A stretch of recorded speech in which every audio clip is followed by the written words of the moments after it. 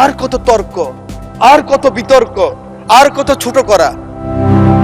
এই সংসদটাকে আসুন না সকলে মিলে, সকলের সংসদ, আকাঙ্ক্ষার সংসদ, বাংলাদেশের 16 কোটি 17 কোটি মানুষ যে সংসদ চায়।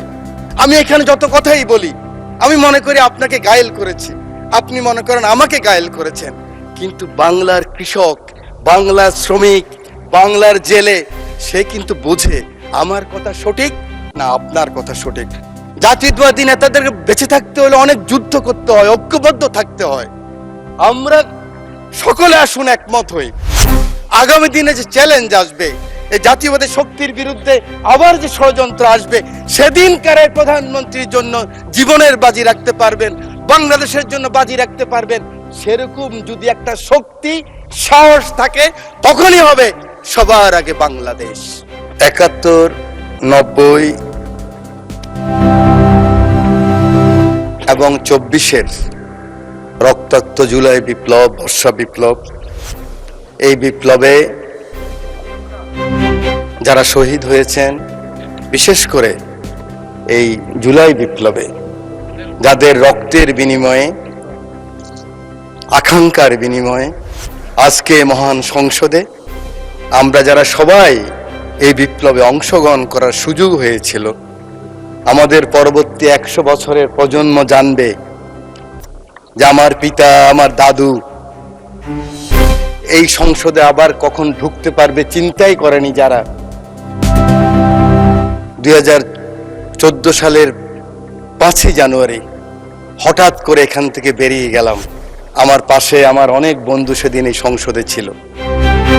ওরা বলতে পারবে এরকম একটি বিপ্লবের মাধ্যমে, যেখানে এই সংসদ ভবনের লুকিয়ে আছে শুনে প্রত্যেকটি রুম ভেঙে ফেলেছে, কোটি কোটি অর্থ টাকা এই সংসদ ভবনে পেয়েছে, গণভবনের ইট নিয়ে গিয়েছে। এটা বিএনপির লোকেরা নেয় নাই, জামাতের লোকেরা নেয় নাই, এটা ফাইয়াজের মারা নেন নাই, আকরামের মারা নেন নাই, আবু সাইদের আম্মা নেন নাই। এটা বাংলাদেশের রিক্সাওয়ালা, শ্রমিক, জনতা সকলে ক্ষোভের বহিঃপ্রকাশ ছিল সেদিনকার সেই সমাপনী আন্দোলন। সেই সমস্ত শহীদদের আত্মার মাগফিরাত কামনা করছি, আল্লাহ যেন তাদেরকে বেহেশতের সর্বোচ্চ মাকাম দান করেন। মাননীয় স্পিকার, শহীদ মোহাম্মদ শামীম, শহীদ মোহাম্মদ সবুজ, শহীদ মোহাম্মদ হাসান, শহীদ মোহাম্মদ মাজারুল ইসলাম, মোহাম্মদ ফেরদাউস শহীদ যুবদল নেতা, আরিফ ছাত্রদল নেতা, আপনারা হঠাৎ করে মনে করছেন এই নামগুলি কোত্থেকে আসলো? অজপাড় গাঁয়ের, মেঘনা পাড়ের। আমার পাশে বসা আছে আমার মাননীয় সংসদ সদস্য, আজকের পানি সম্পদ মন্ত্রী আবুল খায়ের ভূঁইয়া সাহেব, আমাদের অঞ্চলের। এরা শহীদ হয়েছে জুলাই বিপ্লবে।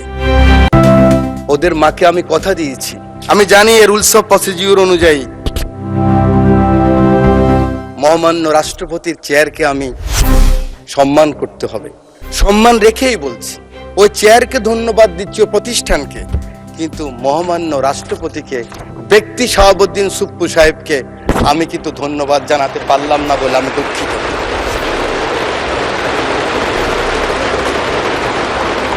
মাননীয় স্পিকার, শহীদ প্রেসিডেন্ট জিয়াউর রহমানকে স্মরণ করছি।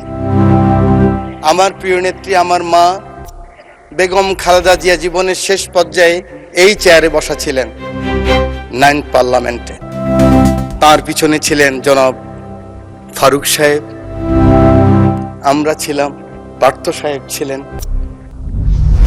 প্রথম দিন 1/11-এর পরে আমরা যখন 26 জন, ম্যাডাম খালেদা জিয়া 3 জন, 29 জন ছোট্ট রুমের মধ্যে পার্লামেন্ট পার্টির মিটিং হলেন, আমি সাইকোলজির ছাত্র, আরেকদিন বলেছিলাম, মুখ দেখেই বুঝেছি ম্যাডামের মনে অনেক কষ্ট। ম্যাডাম নিঃশ্বাস ছাড়লেন, বাম দিকে খন্দকার দেলোয়ার সাহেব বললেন আর এই রাজনীতি করা হবে না, আপনারা যান, আমরা বয়কট করব। আওয়ামী লীগ আসলে আওয়ামী লীগ বয়কট করবে, আমরাও তো অনুষ্ঠানে যাব না, আমরা আসলে আওয়ামী লীগ আসবে না, এই রাজনীতি বন্ধ করতে হবে।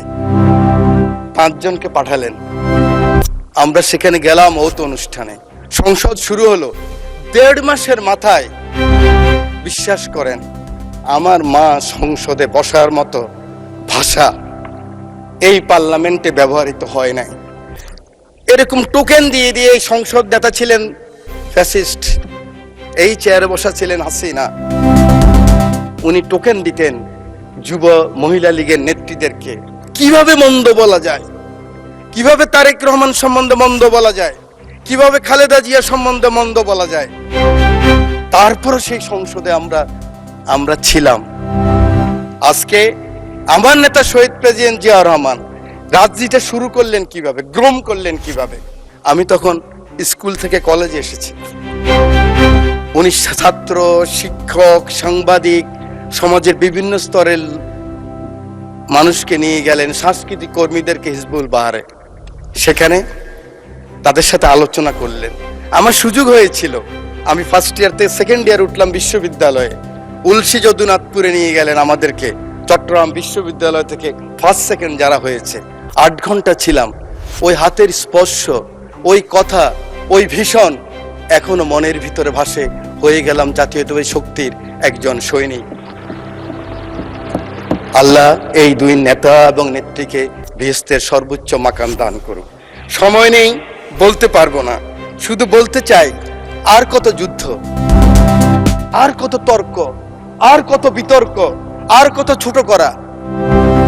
এই সংসদটাকে আসুন না সকলে মিলে, সকলের সংসদ, আকাঙ্ক্ষার সংসদ, বাংলাদেশের 16 কোটি 17 কোটি মানুষ যে সংসদ চায়। আমি এখানে যত কথাই বলি, আমি মনে করি আপনাকে ঘায়েল করেছি, আপনি মনে করেন আমাকে ঘায়েল করেছেন, কিন্তু বাংলার কৃষক, বাংলার শ্রমিক, বাংলার জেলে সে কিন্তু বোঝে আমার কথা সঠিক না আপনার কথা সঠিক। আমার মহাসচিব মহোদয় এখানে বসা আছেন, আমার মহাসচিব মহোদয়কে হেলমেট পরাই নিয়ে গেছি, নাম বলতে পারলাম না, একজন সেনাবাহিনীর প্রধানের সাথে মিটিং করার জন্য আজকের কৃষিমন্ত্রীর বাসায়। কারণ ওটা বেশি দিন নয়, 23 সালের কথা বলছি। জীবনের বাজি নিয়ে এই কথাগুলি করেছি আমরা। আমার নেত্রী 11 আমার নেতাকে যখন নিয়ে গেল খবর পেলাম আমি, কারণ 7 দিন আগে শেষ দিন আমার দেখা হয়েছিল আমার নেতা তারেক রহমানের সাথে, বেগম খালেদা জিয়ার সাথে 111-এর পরে হাওয়া ভবনে। সেদিন ছিল ওনার শেষ দিন। খবর পেলাম ওনাকে নিয়ে গেছে, ঢুকে গিয়েছে। 196 জন এমপি ছিল এই পার্লামেন্টে, আমি ঢুকেছি। আমার নেত্রীকে দেখেছি একজন মা, তার সন্তানের জন্য কি আকুতি, কি কান্না, কি বেদনা বিধুর আমি দেখেছি। আমি সেই কথা মনে রাখতে চাই।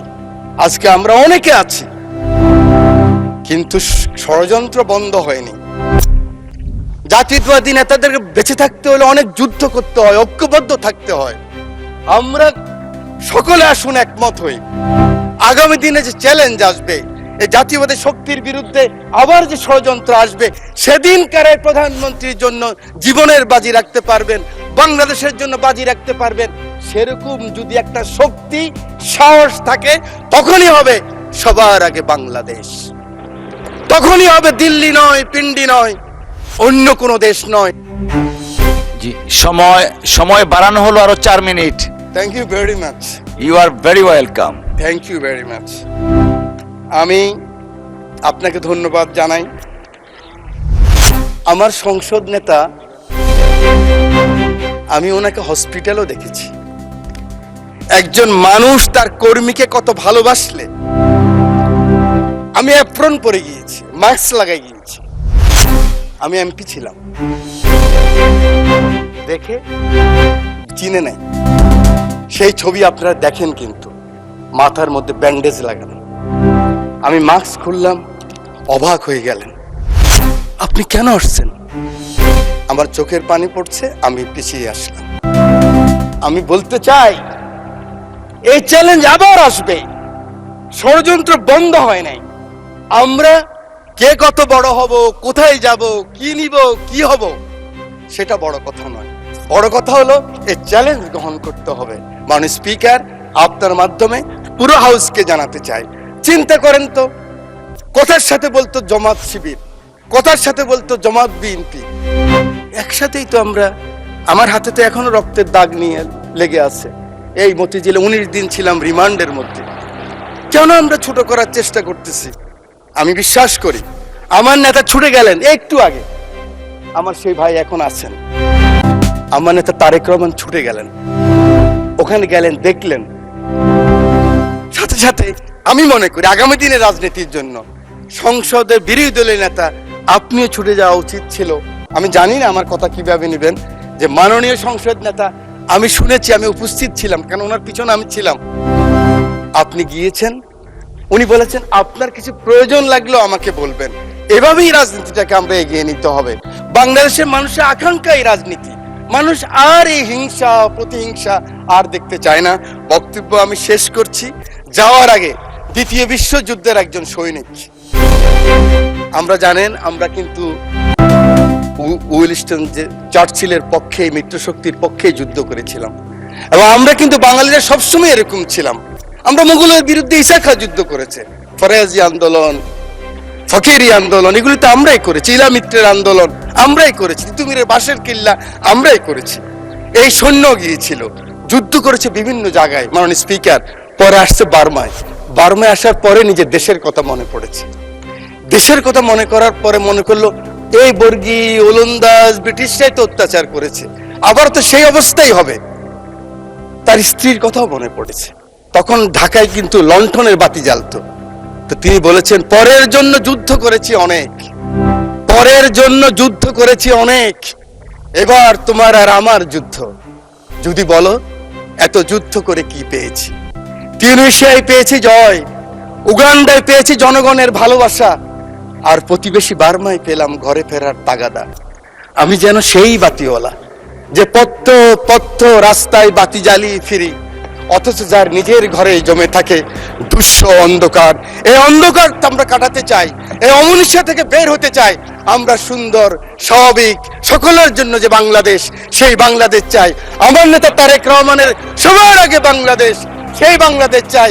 আমার রামগতির দায়িত্ব নেতাকে দিলাম, আমার এমপি, আমার নদী ভাঙ্গা মানুষ শহীদুদ্দিন চৌধুরীকে দিয়ে সময়ের নাই, সেই কারণে সকলের ভালোবাসা চেয়ে, আদর চেয়ে বক্তব্য শেষ করছি। আল্লাহ হাফেজ, বাংলাদেশ জিন্দাবাদ।